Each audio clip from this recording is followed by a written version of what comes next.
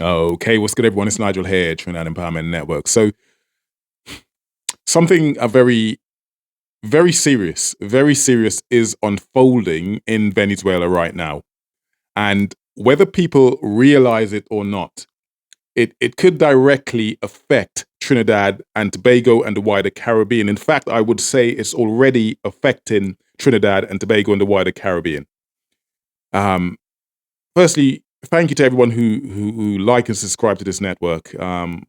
We had a huge batch of subscription on the last video, so thank you. The opposition leader in Venezuela, has just won the Nobel Peace Prize. I don't know if you've seen it. She has just won the Nobel Peace Prize. And in one of the most bizarre political moments I have ever seen, she dedicated the award, the Nobel Peace Prize, to who? She dedicated the Nobel Peace Prize to Donald Trump. Yes, the Venezuelan opposition leader dedicated the Nobel Peace Prize to the same Trump who called for harsher sanctions and even military threats against the Venezuelan government. The Venezuelan opposition leader is dedicating her Nobel Peace Prize to the man who is calling for military action and harsher sanctions against Venezuela. Now, why does all of this matter?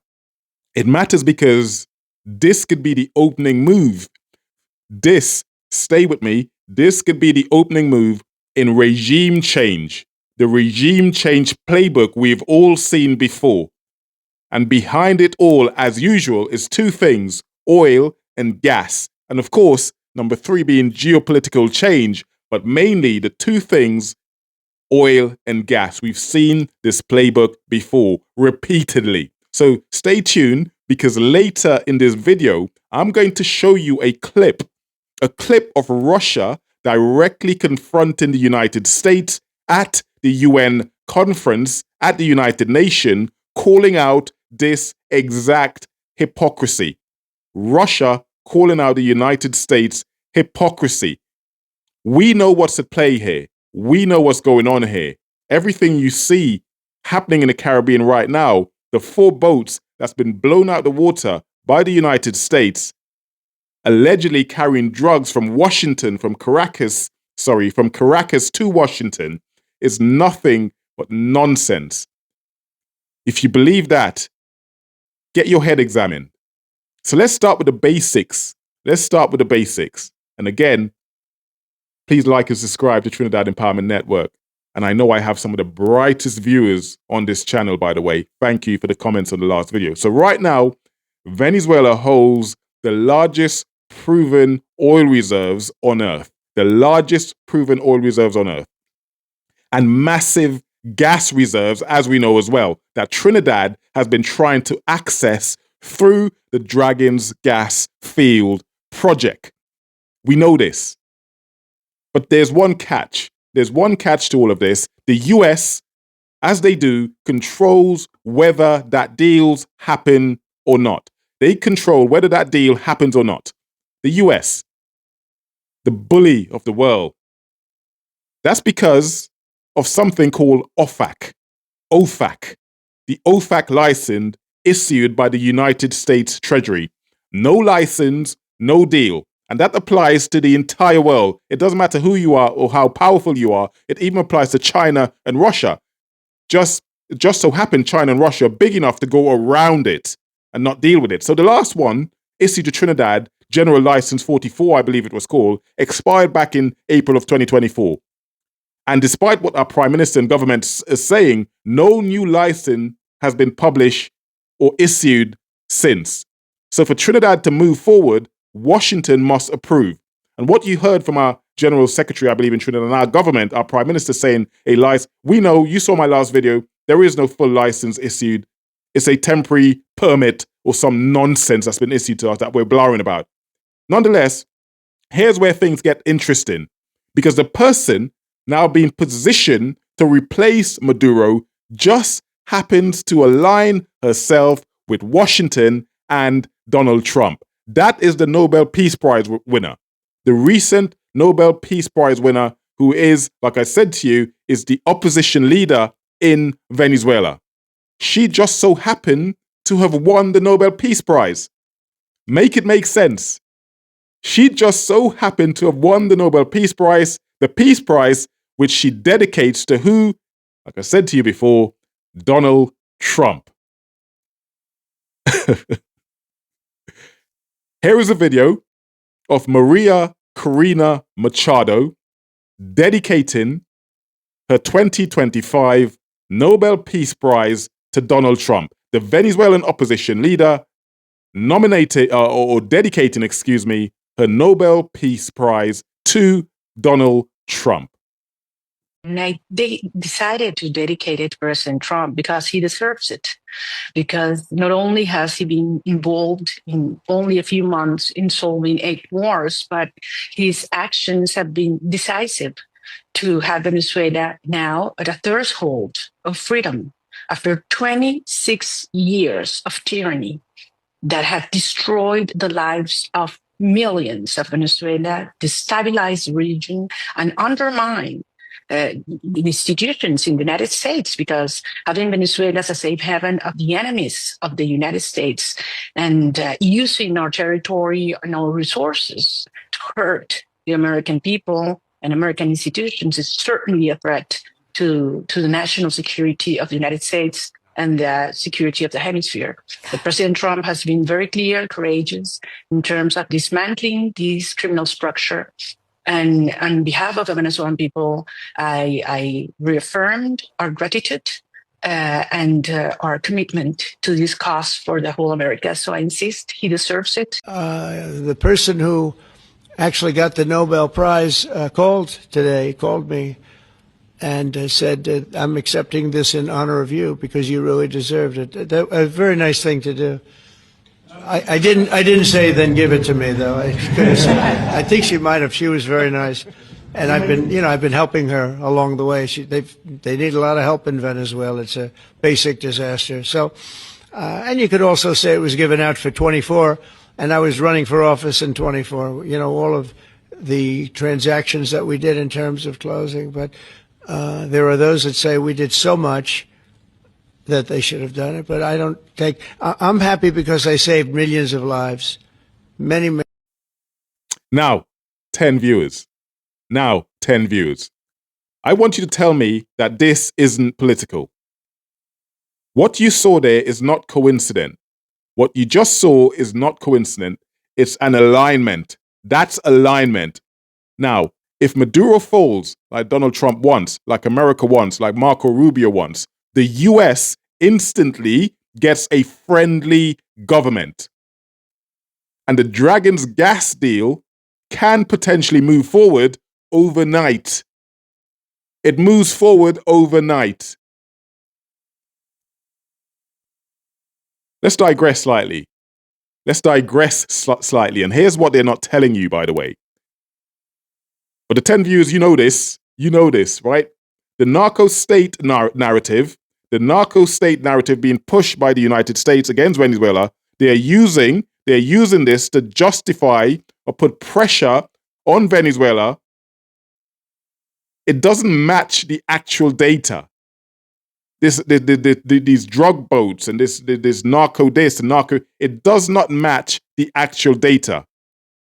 And I'll tell you why, because according to the US DEA themselves, according to the United States, the 2024 National Drug Threat Assessment, the majority of drugs entering the United States comes from where? It comes from Mexico and Colombia, not Venezuela. According to their own DEA, their own statistics, it comes from Mexico and Colombia. Fentanyl, the biggest drugs killing Americans in record numbers today, apparently, comes from Mexican cartels using Chinese chemicals. That's according to their own statistics in America. Drugs mainly coming, or crack cocaine mainly coming from Colombia. Heroin and meth mainly coming from Mexico. This is their own DEA. So the fact that Venezuela has been tied, or Trump has somehow managed to tie Venezuela into this, makes no sense statistically according to their own record.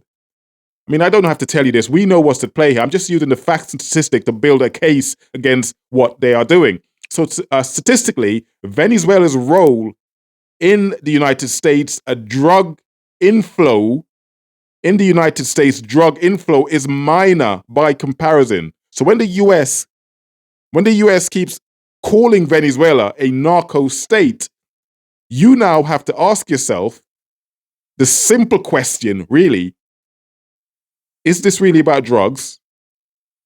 Or is this, as we believe, as you probably know, controlling the natural resources of Venezuela? Now, I want you to watch this video.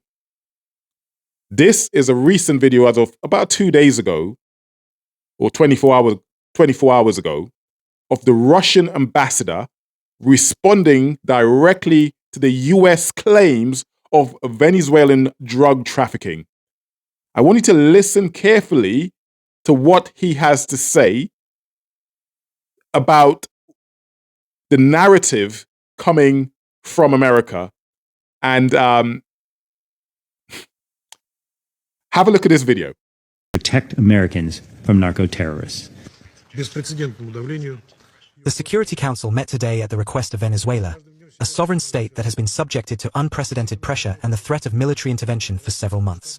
The situation is becoming increasingly tense with each passing day. Just kilometers from the country's coast, large-scale U.S. military activity is unfolding, directly threatening regional and international peace and security.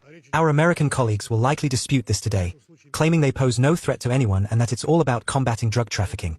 At least, that's the narrative being actively promoted in Washington. Therefore, we suggest reviewing and assessing the facts at our disposal and forming your own unbiased opinion on the seriousness of the situation. Since August of this year, Washington has begun concentrating large military forces in the southern Caribbean. 3 destroyers with anti-submarine patrol aircraft, battleships, and a nuclear submarine have been deployed to the coast of Venezuela. The total military contingent numbers over 4,000 personnel. Is this preparation for an invasion or merely a routine redeployment and military exercises? The latter would be plausible, were it not for the fact that we are dealing with an independent state, where regime change has been repeatedly and openly stated by US officials as one of their policy goals. Therefore, Venezuela has every reason to believe that its northern neighbor is ready to move from threats to action, deploying its navy. Now, about the presence or absence of the drug threat.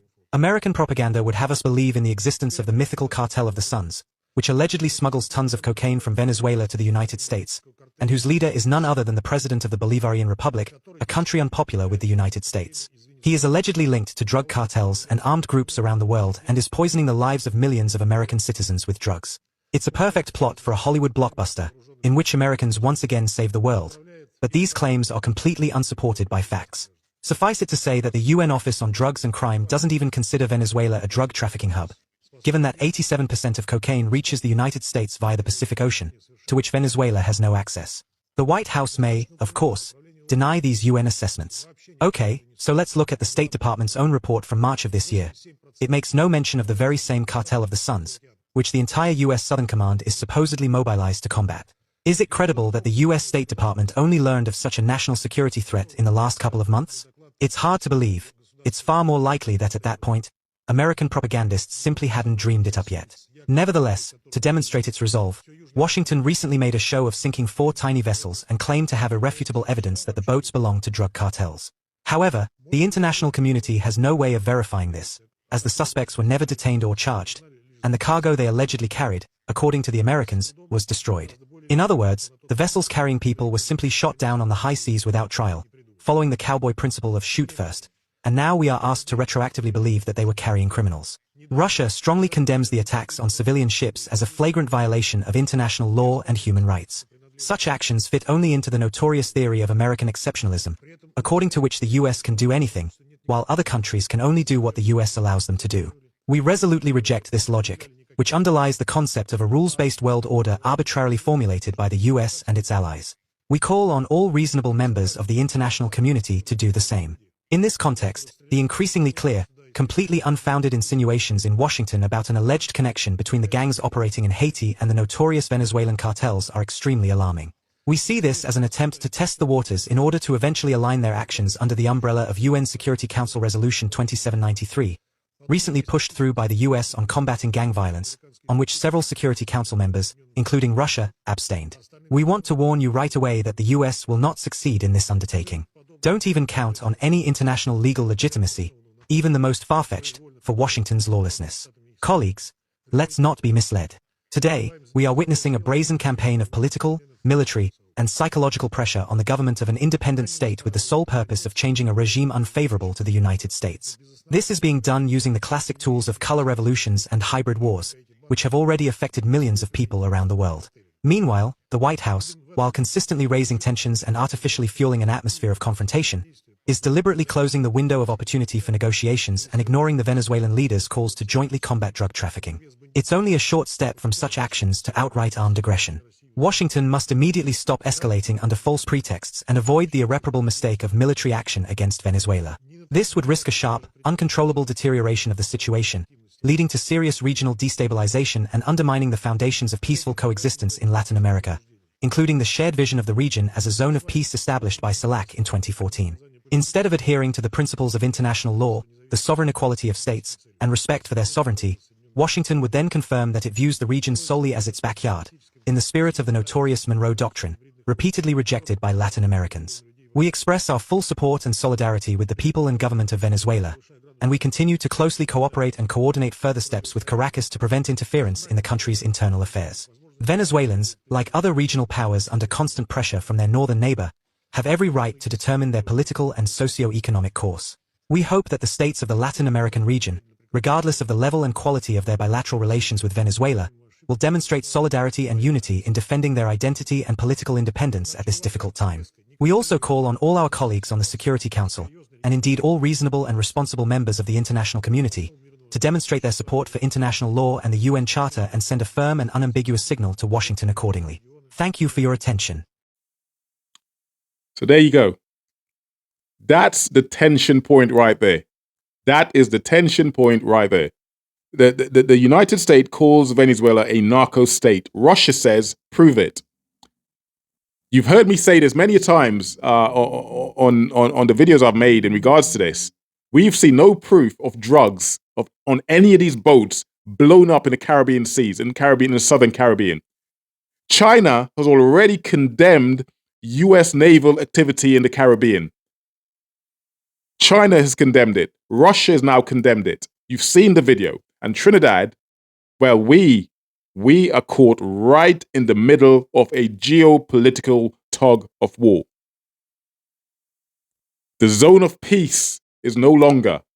The zone of peace in the Caribbean is no longer. If Maduro refuses to give up control of his resources, which he's likely to do, this could escalate fast. Because both Russia and China have deep investment in Venezuela's energy sector. They are involved in this as well. This is why you see the statements coming from Russia, as you saw on that video, and China condemning what's happening in the Caribbean seas.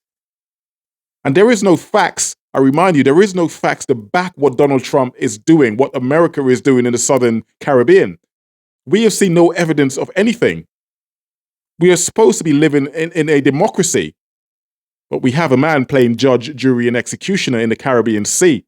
If regime change happens, Trinidad might finally, in a weird, strange way, get access to Venezuelan gas through the Dragon's gas field.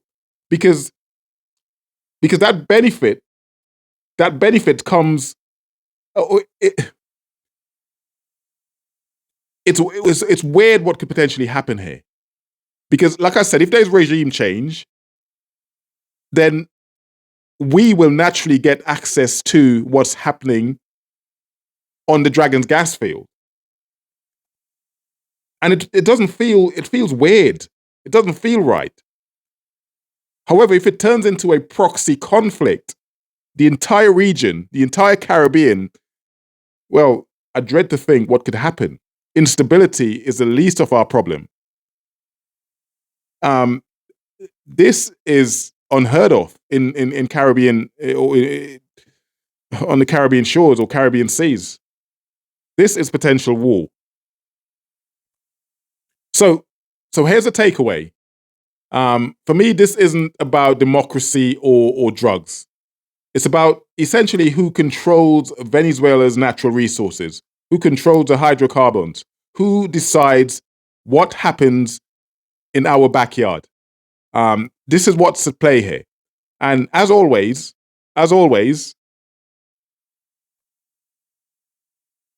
America holds all the key cards here.